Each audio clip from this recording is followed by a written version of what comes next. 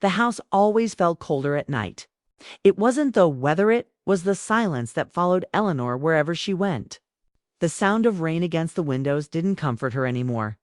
It reminded her of the nights when her husband used to sit beside her, reading quietly while she sipped tea.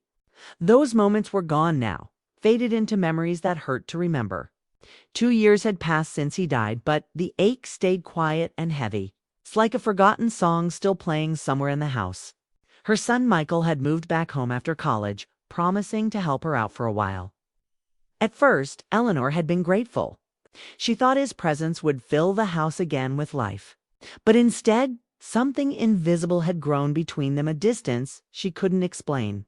They shared the same kitchen, the same living room, even the same silence, but not the same warmth. Michael loved his mother deeply, but since his father's death, he had seen her differently. She had aged beautifully, with soft lines around her eyes and a calm strength that made her seem untouchable. He respected her, but sometimes he caught himself watching her too long. It wasn't romantic, at least that's what he told himself. It was something more complicated, something he couldn't name. Maybe it was admiration, or maybe it was the loneliness that both of them carried without saying a word. One late evening, thunder rolled softly across the sky. The lights flickered, and Eleanor stood near the window, watching the rain fall like sheets of glass. She wore a long, pale sweater, her hair loose and silver in the dim light. There was something peaceful about her stillness, even in sorrow. Michael walked into the room holding 2 steaming mugs of tea. He hesitated before speaking. "You shouldn't stand so close to the cold window, Mom. You'll catch a chill." She turned slightly, smiling in that gentle way she always did when he worried too much. "I'm fine, Michael. I was just thinking." He handed her a cup. "About Dad."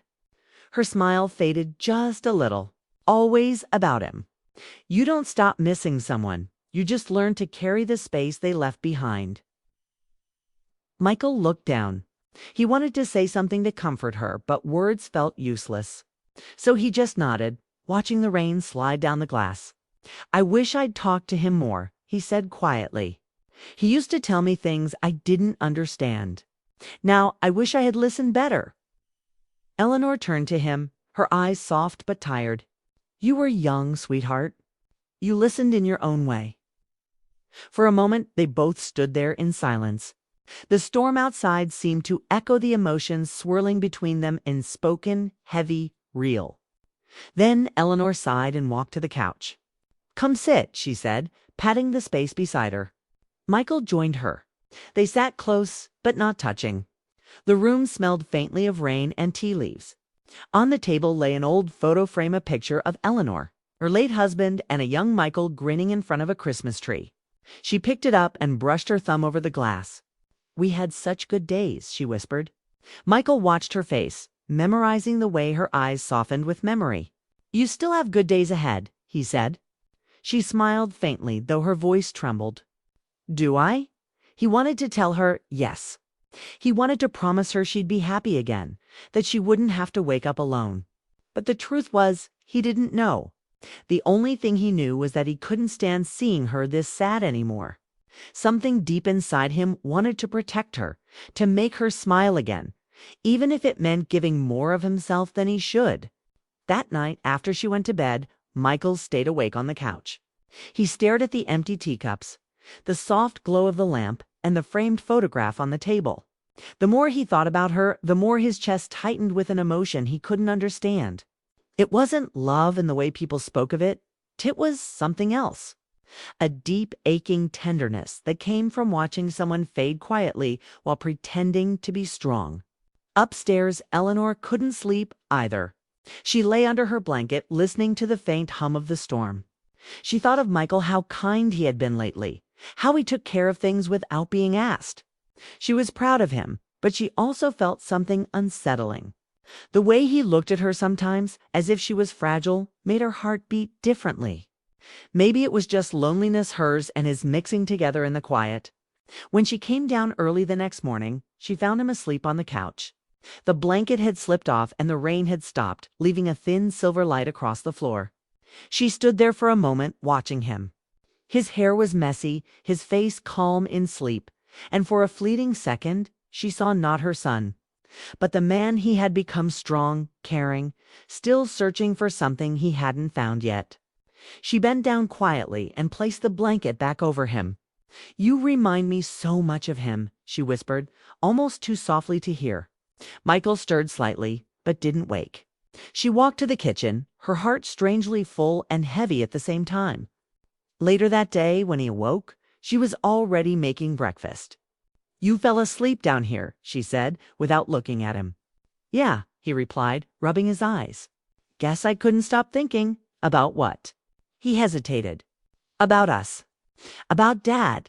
About how fast everything changes." She nodded slowly. "It does, but some things stay. The love we had never really leaves." Michael looked at her. The morning light through the window caught her face in a way that made her look almost younger. "I'm glad I'm here," he said quietly, "even if it's just for a while." She gave him a small smile. "Me too, Michael." For the rest of the day, they moved around each other carefully, like two people learning how to speak again after years of silence. Small gestures, a shared meal, a short laugh, a simple glance began to rebuild the bond they thought they had lost. Yet, under that growing warmth, both of them felt something they couldn't name. That night, as Eleanor read a book by the fire, Michael sat across from her, pretending to scroll through his phone. But really, he was just watching her, studying every detail. The way the firelight softened her features, the way she brushed a loose strand of hair behind her ear. He didn't mean to feel what he felt. It wasn't wrong, but it was dangerous in a quiet, emotional way. It was a longing not for romance, but for connection, for the warmth they had both lost. And when he finally went to bed, he couldn't shake the thought that something had changed forever. The line between comfort and closeness had begun to blur, even if neither of them dared to admit it. In the silence of that night, with only the soft sound of the wind outside, both Eleanor and Michael lay awake, feeling the same unspoken ache, the same longing for something they couldn't define. And though nothing had been said, both of them knew deep down their story had just begun. The weeks after that quiet night were strangely gentle. The rain had passed, but something new hung in the air between Eleanor and Michaela, closeness neither of them could explain. It wasn't love in the way stories describe it, but a deep, quiet need to feel understood. They started spending more time together, not because they planned to, but because it felt easier than being alone. Eleanor began painting again, something she hadn't done in years. Her husband used to say her art could bring warmth to any room. One afternoon, sunlight spilled across the living room floor while she painted a field of wildflowers. Her movements were calm, her face peaceful. Michael walked in from work, stopped at the doorway, and just watched her. He didn't mean to stare, but something about seeing her lost in color made him forget to speak. The smell of paint, the soft sound of her brush, and the stillness of the house felt like a scene from another life. He finally said quietly, "You're really good at that." She looked up, surprised. "Oh, it's nothing serious. It just keeps my mind busy." He smiled, taking a few steps closer. "No, really. It's beautiful. He caught himself, pausing before finishing. "You're very talented." Eleanor noticed the way he hesitated, the way his voice softened before he corrected himself. A part of her wanted to ignore it, pretend it was just kindness, but deep down she felt the shift. For a few seconds, the air seemed heavier, like the walls themselves were holding their breath. She smiled politely. "Thank you, Michael. It means a lot." Then she returned to her painting, hoping the moment would fade, but it didn't. That small exchange left a trace of warmth and unease in both their hearts. Michael didn't understand it fully. He just felt drawn to her presence. After losing his father, he had grown used to seeing Eleanor as strong and untouchable. But lately she seemed human again, soft, vulnerable, quietly beautiful. It confused him. It scared him. That evening, they cooked dinner together. Eleanor chopped vegetables while Michael set the table. The light flickered slightly from the old chandelier above, and the kitchen smelled of herbs and garlic. When she reached up to grab a bowl from the shelf, he instinctively moved behind her to help. Their shoulders brushed, just barely. But it sent an unexpected shiver through him. Got it, he said quickly. Pulling the bowl down, she turned, smiling gently. Thank you. He nodded, stepping back a little too fast. Sure. They continued cooking, pretending nothing happened. Yet every small touch, every shared glance, carried a weight neither of them wanted to name. After dinner, they sat on the porch with cups of tea, listening to crickets. The world outside was calm, but inside both of them there was a storm they didn't talk about. His words were honest, too honest. For a second they both looked at each other, mother and son. Yet something deeper flickered beneath that surface.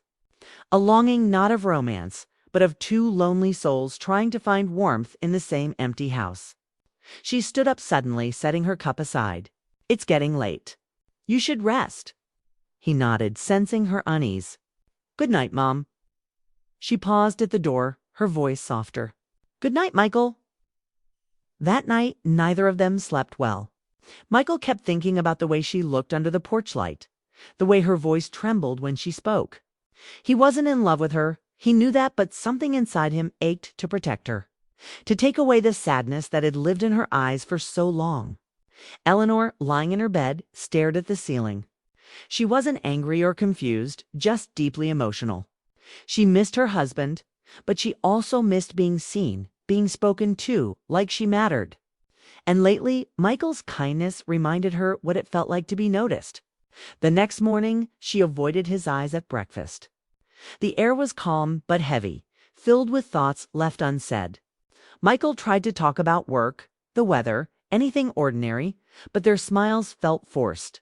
Later that day, while she was watering the plants outside, Michael came to her with a small wooden box. I fixed the old frame from your wedding photo, he said. It had cracked. She looked at it, touched. You didn't have to do that. Kai wanted to, he said quietly.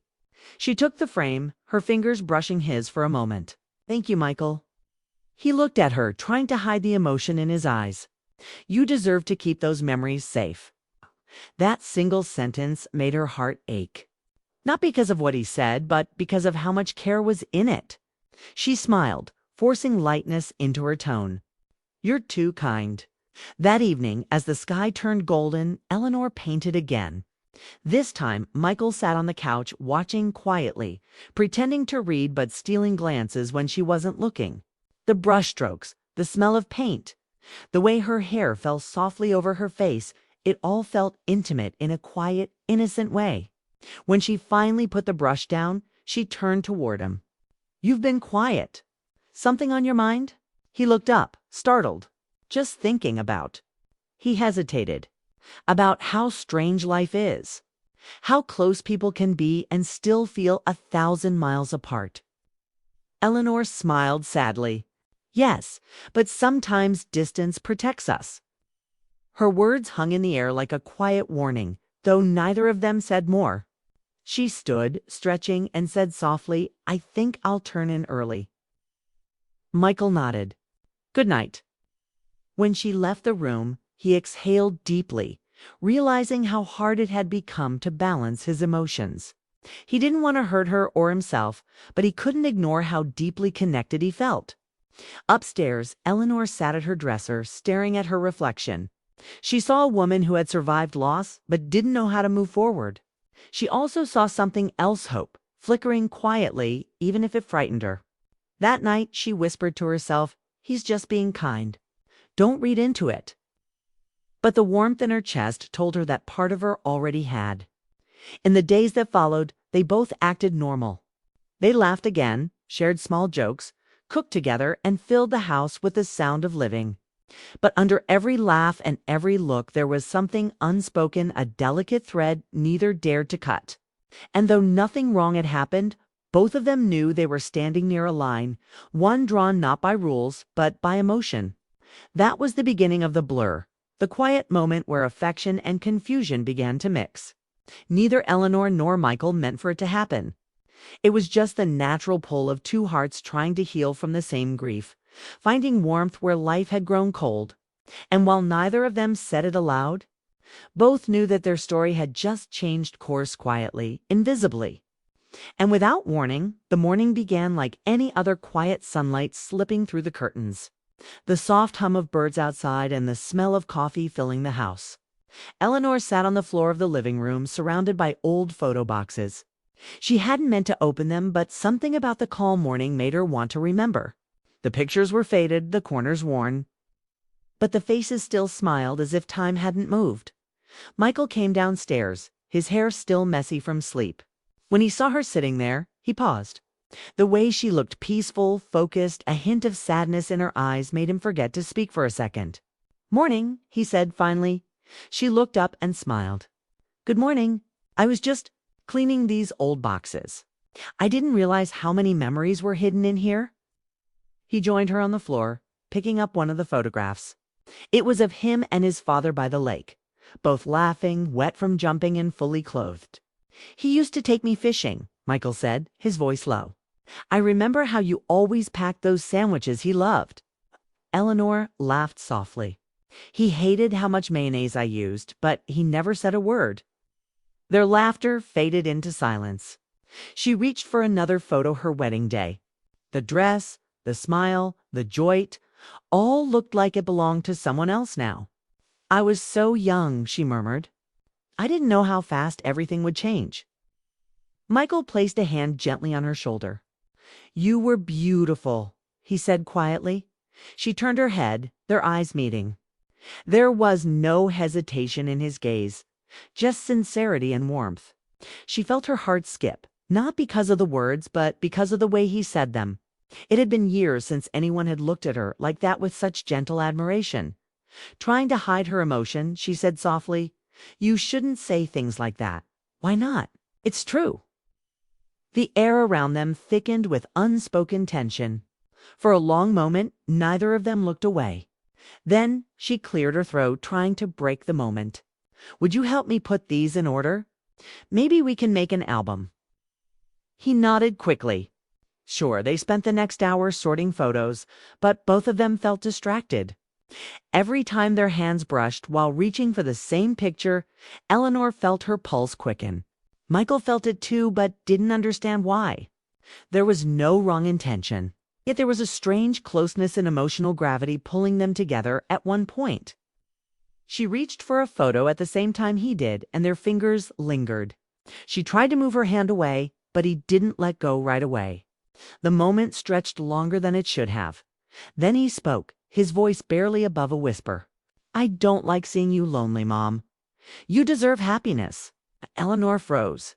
The tenderness in his words hit her heart like a wave. "Michael," she said quietly, "some things we can't fix. Some things we just have to accept." He shook his head. "You gave up too soon. You think because Dad's gone, your life ended too. But it didn't. You're still here. You still have so much love to give."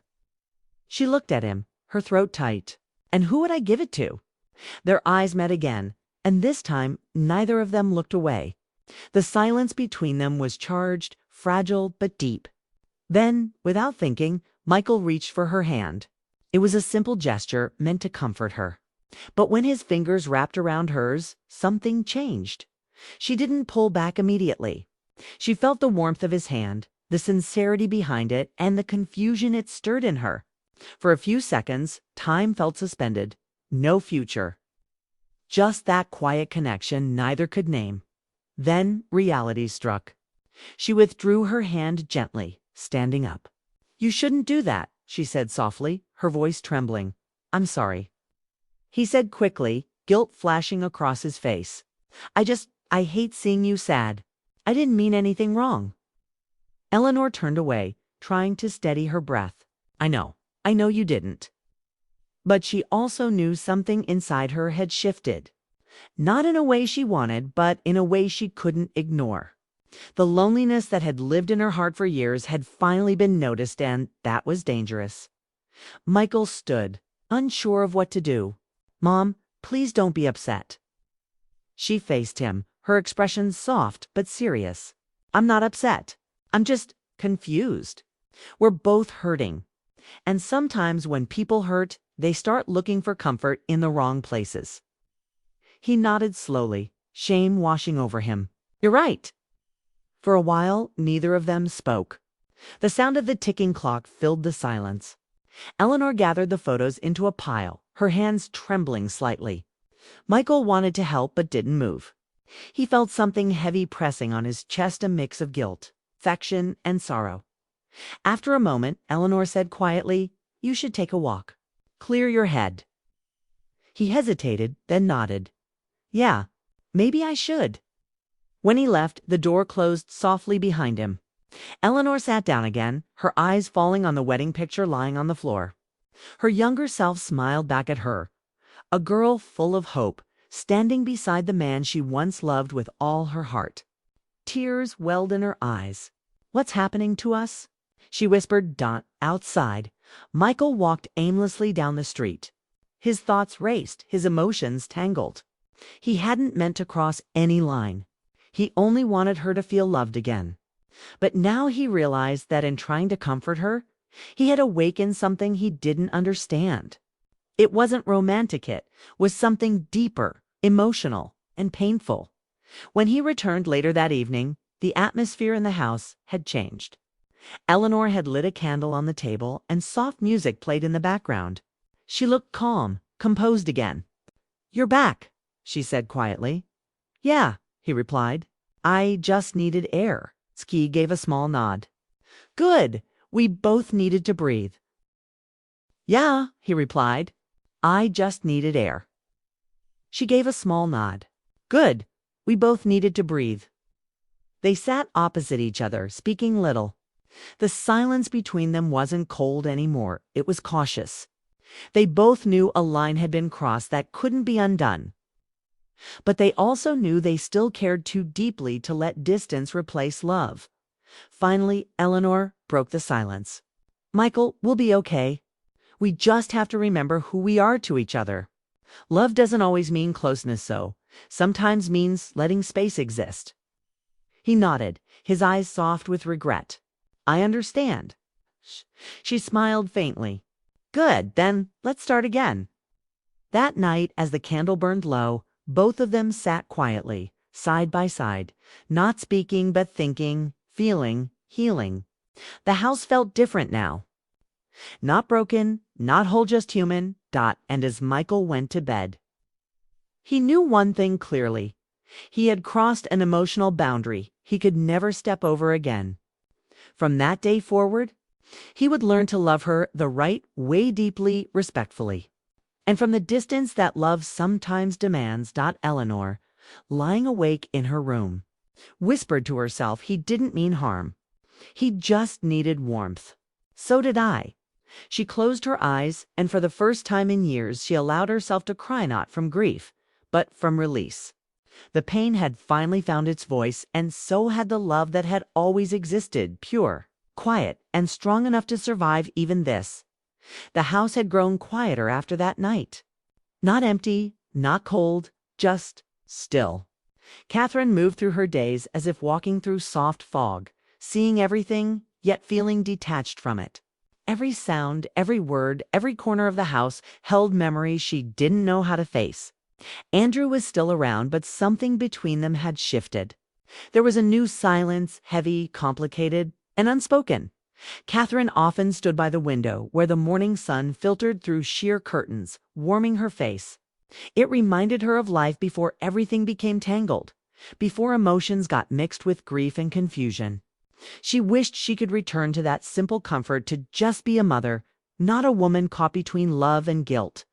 But the heart doesn't always follow reason.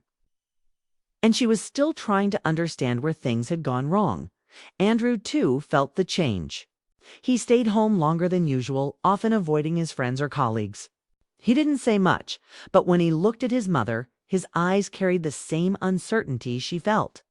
He was sorry, though he didn't have the words to say it. The line between comfort and confusion had blurred for both of them that night, when emotions had grown too raw, too close. Days turned into weeks, and one afternoon, Catherine received a letter. It was from her sister, living in Oregon. She hadn't visited in years, and the letter carried warmth and care, a reminder that life still moved outside her walls. Her sister invited her to spend some time there, to rest, to heal. Catherine hesitated, but something deep inside her said it was time. She needed distance, not from her son, but from the pain that had tied them too tightly together.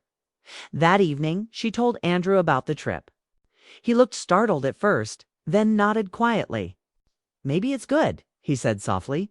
"You deserve some peace, Mom." His voice cracked slightly,